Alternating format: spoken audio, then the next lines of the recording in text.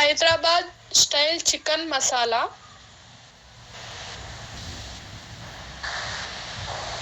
ಮೊದಲಿಗೆ ನಾನು ಗ್ಯಾಸ್ ಮೇಲೆ ಪಾತ್ರೆ ಇಟ್ಕೊಂಡಿದ್ದೀನಿ. 2-3 ಟೇಬಲ್ ಸ್ಪೂನ್ ಎಣ್ಣೆನ ಹಾಕೊಂಡಿದ್ದೀನಿ.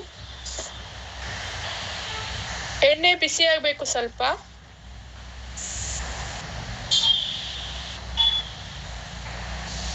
ಸಣ್ಣಗೆ ಕಟ್ ಮಾಡ್ಕೊಂಡು ಇಟ್ಕೊಂಡಿರೋ ಈರುಳ್ಳಿನ ನಾನು ಹಾಕ್ತಾ ಇದ್ದೀನಿ.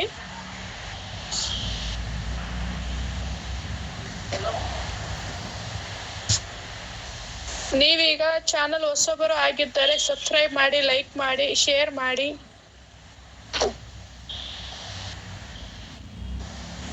ಈಗ ಈರುಳ್ಳಿನ ಕೆಂಪಾಗಿ ಆಗೋವರೆಗೂ ಸ್ವಲ್ಪ ಉರಿತಾ ಇರಬೇಕು.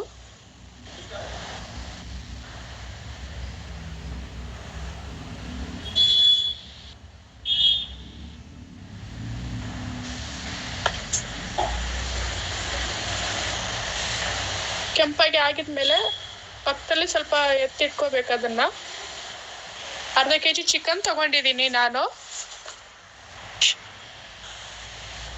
ಶುಂಠಿ ಬೆಳ್ಳುಳ್ಳಿ ಪೇಸ್ಟು, ಅರಿಶಿಣ ಪುಡಿ, ಕೆಂಪು ಚಿಲ್ಲಿ ಪೌಡ್ರು, ಇದು ಕಾಶ್ಮೀರ್ ಚಿಲ್ಲಿ ಪೌಡ್ರು, 4-5 ಹಸಿಮೆಣಸಿನ್ಕಾಯಿ, ನಿಂಬೆಹಣ್ಣು, ಕೊತ್ತಂಬರಿ ತಗೊಂಡಿದ್ದೀನಿ.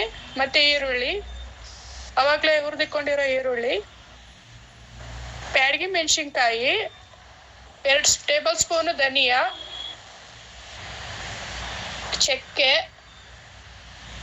1 ಟೇಬಲ್ ಸ್ಪೂನು ಜೀರಿಗೆ, 8-9 ಗೋಡಂಬಿ, ಮತ್ತೆ ರುಬ್ಕೊಳ್ಳೋಕೆ ಹಸಿ ಈರುಳ್ಳಿ, ಒಗ್ಗರಣೆಗೆ ಮರಾಠಿ ಮೊಗ್ಗು, 4-5 ಏಲಕ್ಕಿ, ಪಲಾವ್ ಎಲೆ ಅರ್ಧ ತಗೊಂಡಿದ್ದೀನಿ.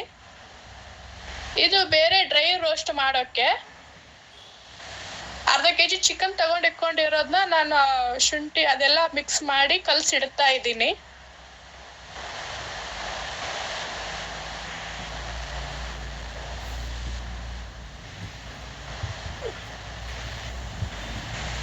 ನಿಂಬೆಹಣ್ಣು ಹಿಂಡ್ಕೊತಾ ಇದ್ದೀನಿ.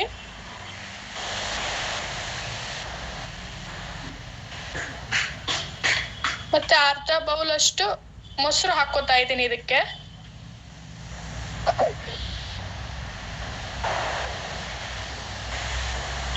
ಚೆನ್ನಾಗಿ ಕಲಿಸ್ಕೋಬೇಕು. ಇದು ಸ್ವಲ್ಪ ಈರುಳ್ಳಿನ ಹಾಕ್ತಾ ಇದ್ದೀನಿ, ಹುರ್ಕೊಂಡಿರೋ ಈರುಳ್ಳಿನ.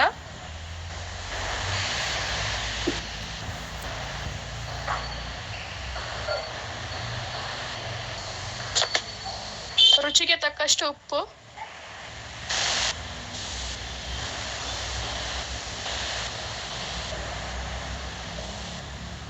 ಒಂದು 5 ನಿಮಿಷ ಮುಚ್ಚಿಡ್ಬೇಕು ಇದನ್ನ.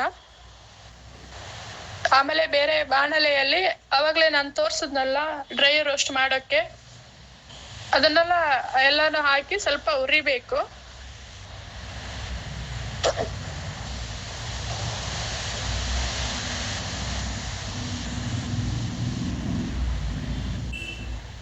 ಸ್ವಲ್ಪ ಚೆನ್ನಾಗಿ ಹುರ್ಕೋಬೇಕು ಇದನ್ನ.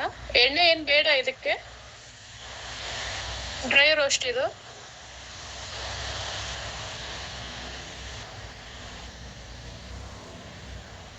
ಮಿಕ್ಸಿಗೆ ಹಾಕಿ ಇದೊಂದು ಸ್ವಲ್ಪ ಪುಡಿ ಮಾಡ್ಕೋಬೇಕು. ಹಸಿ ಈರುಳ್ಳಿ ಹಾಕೋಬೇಕು. ನಾನು ಅವಾಗಲೇ ಹಸಿ ಈರುಳ್ಳಿ ತೋರಿಸಿದ್ನಲ್ಲ ಅದು ಹಾಕೋಬೇಕು.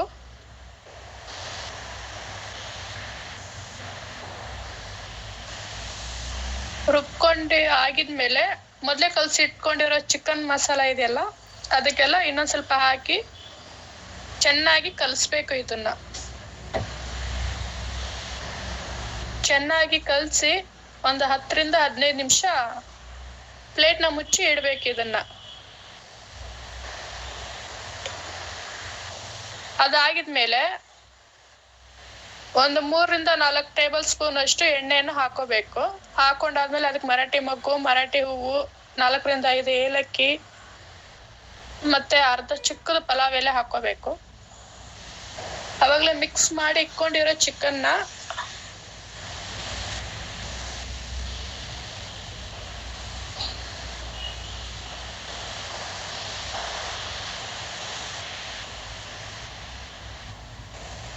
ಆವಾಗಲೇ ಮಿಕ್ಸ್ ಮಾಡ್ಕೊಂಡಿರೋ ಚಿಕನ್ನ ಹಾಕೋಬೇಕು ಸ್ವಲ್ಪ.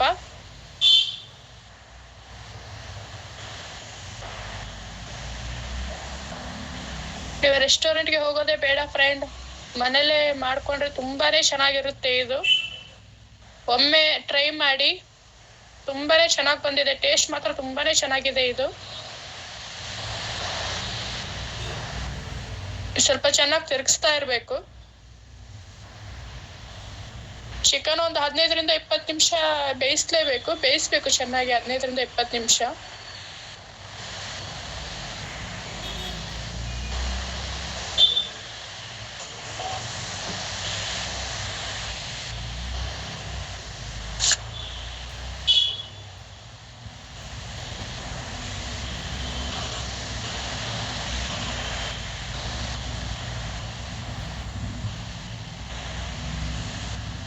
ನಾನು ಚಿಕನ್ ಬೇಯೋದಕ್ಕೆ ಒಂದ್ ಸ್ವಲ್ಪ ನೀರು ಹಾಕೊಂಡಿದ್ದೀನಿ.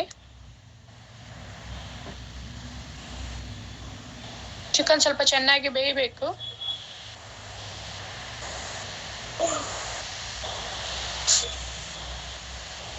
ಇದಾಗಿದೆ ಫ್ರೆಂಡ್. ಕೊನೆಯಲ್ಲಿ ಸ್ವಲ್ಪ ಕೊತ್ತಂಬರಿ ಮತ್ತೆ ಕರಿಬೇವನ್ನ ಹಾಕ್ಬೇಕು. ಒಂದು 10 ಸೆಕೆಂಡ್ ಇಲ್ಲ 15 ಸೆಕೆಂಡ್ ಇದು ಮುಚ್ಚಿಟ್ರೆ ಸಾಕು.